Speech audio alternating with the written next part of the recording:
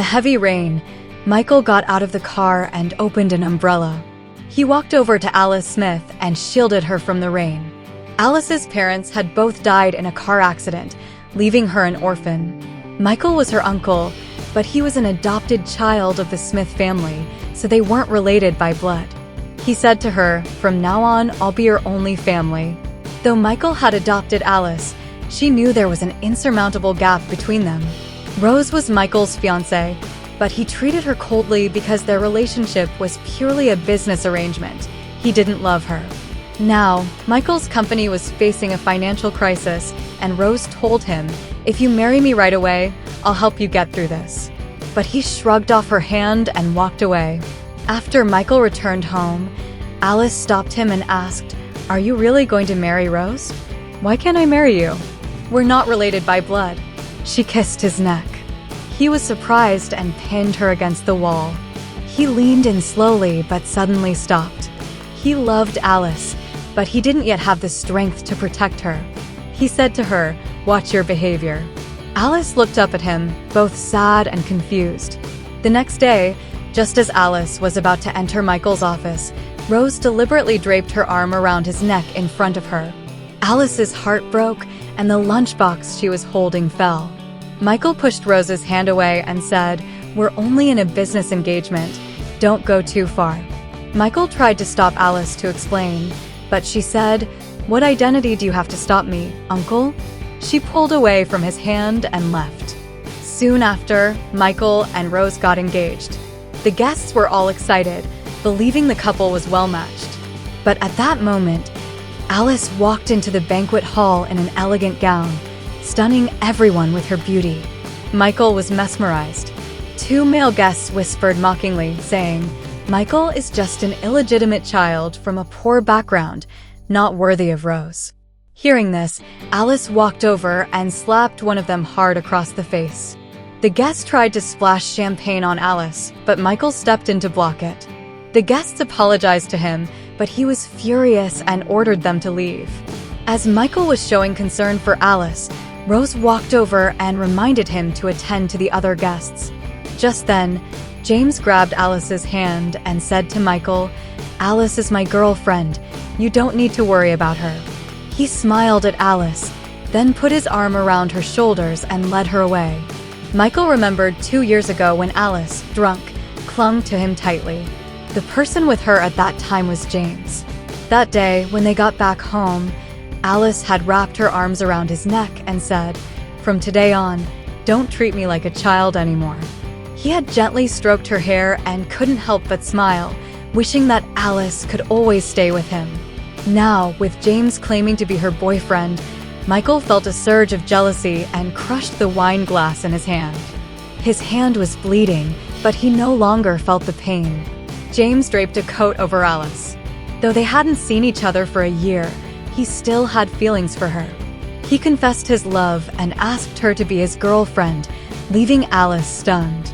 Michael sat alone on the sofa, heartbroken, remembering the scene of James holding Alice. When Alice returned home, he only said, "Next time, come back earlier." Alice asked him why he wasn't jealous or concerned about what happened between her and James. But Michael remained cold and distant. Alice cried and told him, "You always push me away. You'll regret it." In the following days, Michael noticed Alice and James meeting more frequently. Alice knew Michael was following her, so she gladly accepted the gifts from James, which made Michael feel more jealous.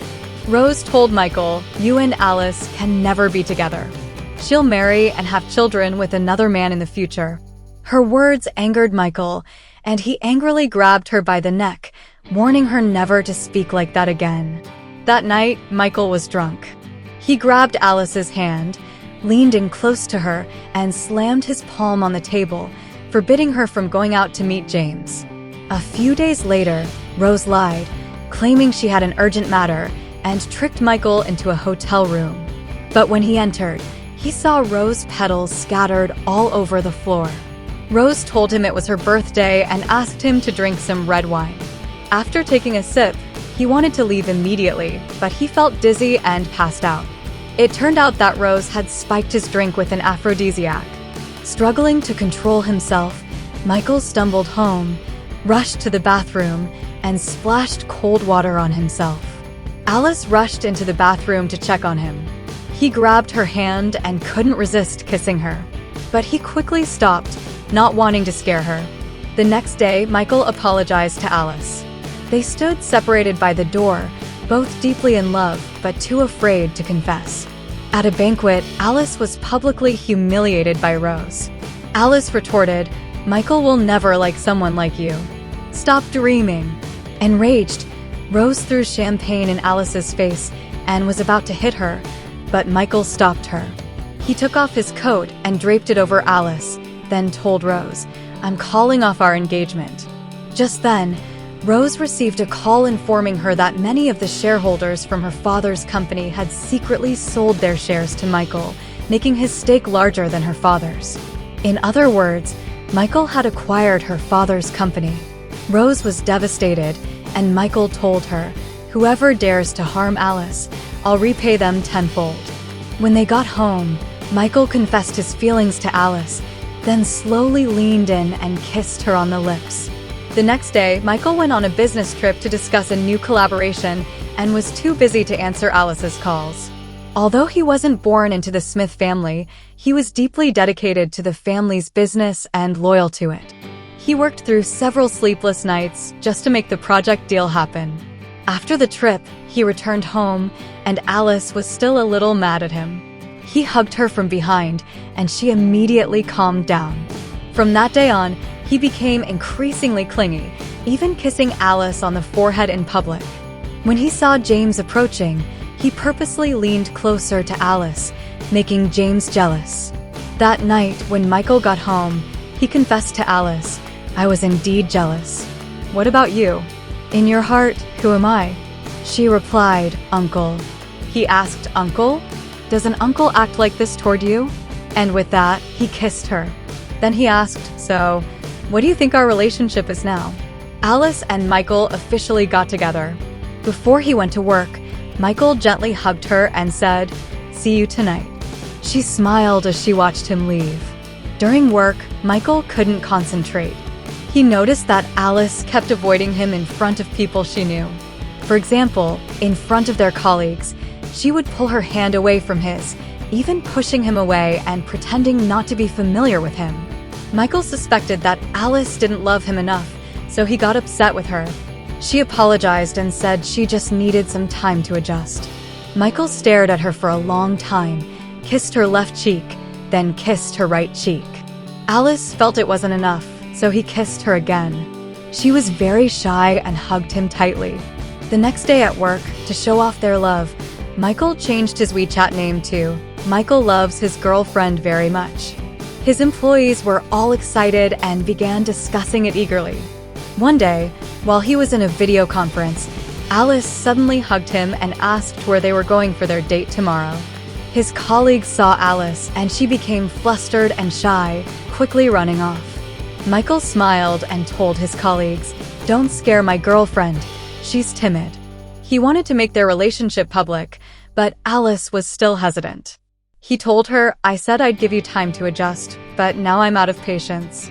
He cupped her face, and as she took off his glasses, he immediately pinned her down on the bed. A year later, Alice became a well-known blogger and was invited to attend many banquets. However, as she became more focused on her career, Michael felt neglected. To make it up to him, she canceled several events and said, "Now I just want to spend a few days with my dear husband." Michael finally smiled. He asked Alice if she had time the next day.